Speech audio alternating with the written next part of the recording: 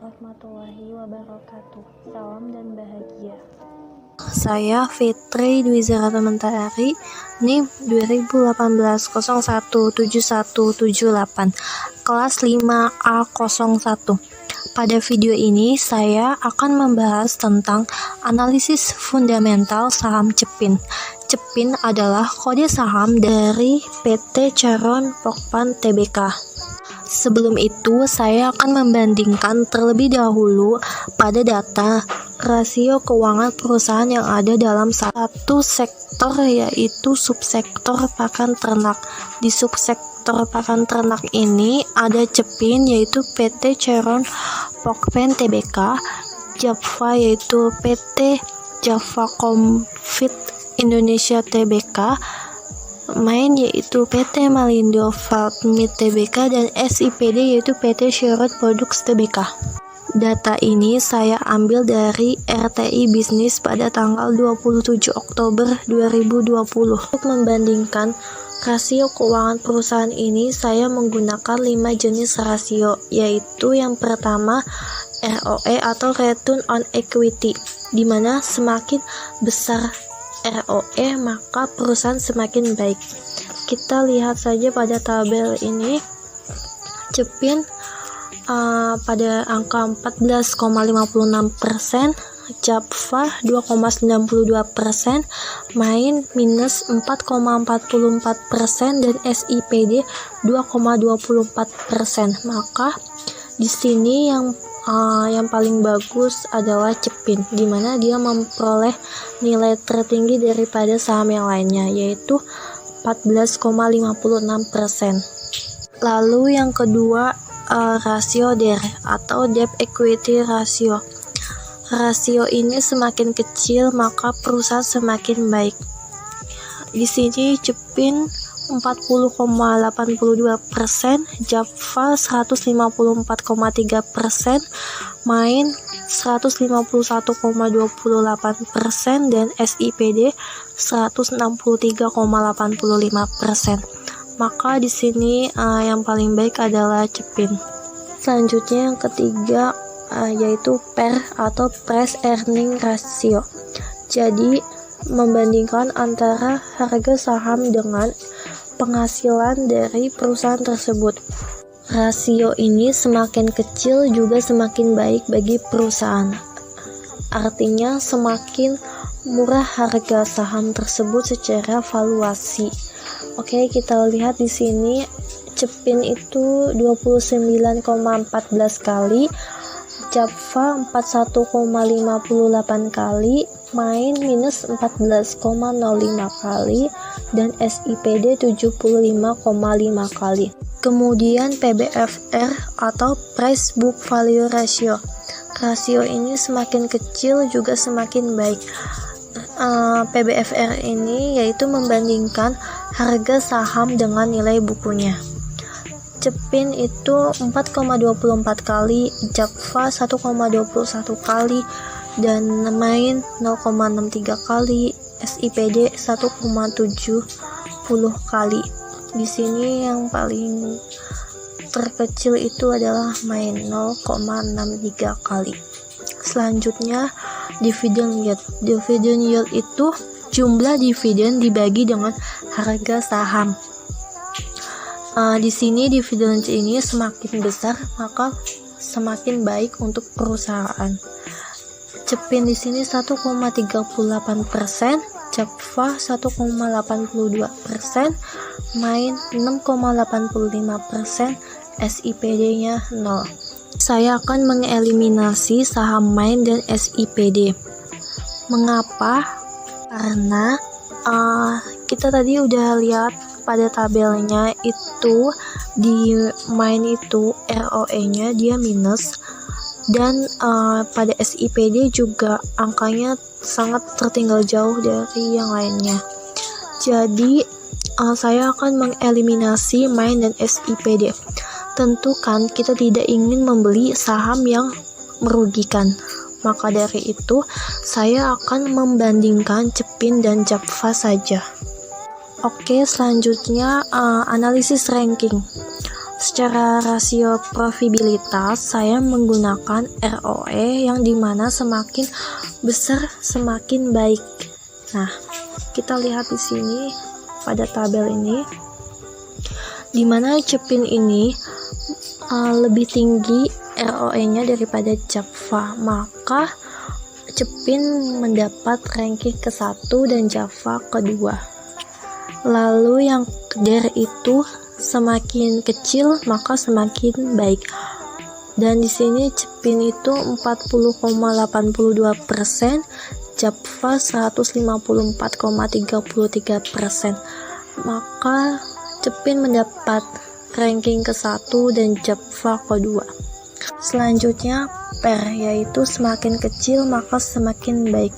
Dan di sini Cepin itu 29,14 kali dan Java 41,58 kali. Maka Cepin ranking ke-1 dan Java ke-2. Selanjutnya PBFR, yaitu sama, semakin kecil maka semakin baik. Di sini Cepin 4,24 kali, Java 1,21 kali. Maka di sini yang paling terkecil adalah Java, dan Java mendapatkan ranking ke-1 dan Cepin ke-2. Selanjutnya dividend yield. Dividend yield ini semakin besar maka semakin baik. Cepin ini 1,38%, Java 1,82%. Maka di posisi ranking ke-1 yaitu Java dan yang kedua Cepin. Kemudian saya akan menjumlahkan ranking Cepin dan Java dan didapatkan angka yang lebih kecil itu pada saham Cepin. Oleh karena itu saya akan lebih lanjut menganalisis saham Cepin. Mengapa memilih Cepin? Nah, tadi kan kita sudah melihat perbandingan pada 4 saham tersebut, dan dari perbandingan 4 saham pada sektor pakan ternak, Cepinlah lebih unggul dibandingkan Java, Malindo, dan SIPD. Cepin juga menjadi satu-satunya saham pakan ternak yang mampu memberikan capital gain sepanjang tahun.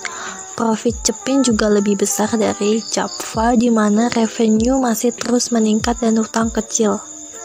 Selanjutnya, profil PT Charon Pokpan Tbk.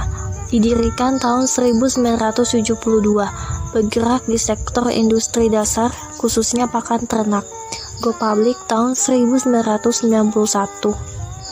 Kepemilikan saham PT Charon Pokpan Indonesia Group 55,53% dan sisanya masyarakat 44,47%.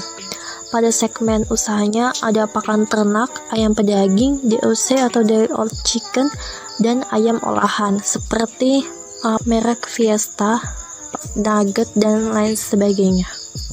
Perjalanan Cepin dari tahun ke tahun. Pada tahun 1971, perusahaan memperoleh izin pemerintah Republik Indonesia dengan fasilitas penanaman modal asing. Berdasarkan keputusan Menteri Perindustrian pada tanggal 29 November 1971. Di sini juga mendirikan pabrik pakan ternak di Jakarta yang disahkan pada tanggal 8 Juni 1973. Diumumkan juga dalam Berita Negara Republik Indonesia nomor 65 tanggal 14 Agustus 1973. Perusahaan juga memulai produksi komersialnya pada tahun 1972 dengan kapasitas sebesar 20.000 ton per tahun. Jenis produksi yang dihasilkan antara lain adalah pakan ternak dan pakan unggas. Selanjutnya pada tahun 1976 dan 1979, perusahaan melakukan ekspansi usaha ke Surabaya dan Medan dengan mendirikan pabrik pakan ternak yang berkapasitas masing-masing 24.000 ton dan 80.000 ton per tahun. Setelah mengalami beberapa kali peningkatan produksi, pada saat ini perusahaan memiliki kapasitas produksi sebesar 650.000 ton per tahun yang tersebar di Jakarta, Surabaya, dan Medan. Dengan mengamati perkembangan permintaan pasar udang yang semakin meningkat, pada tahun 1988 perusahaan memutuskan untuk melakukan ekspansi ke bidang produksi pakan udang dengan mendirikan pabrik pakan udang berkapasitas 40.000 ton per tahun di Medan. Dalam rangka mewujudkan rencana perusahaan untuk memperkuat posisi pemasaran pakan unggas perusahaan, maka dalam rapat umum luar biasa pemegang saham tanggal 24 April tahun 1990, pemegang saham perusahaan memutuskan untuk mengambil alih 80% saham PT Charon Pokpan Jaya Farms yang berdomisili di Jakarta. Selanjutnya, kita akan mengetahui direktur dan komisarisnya.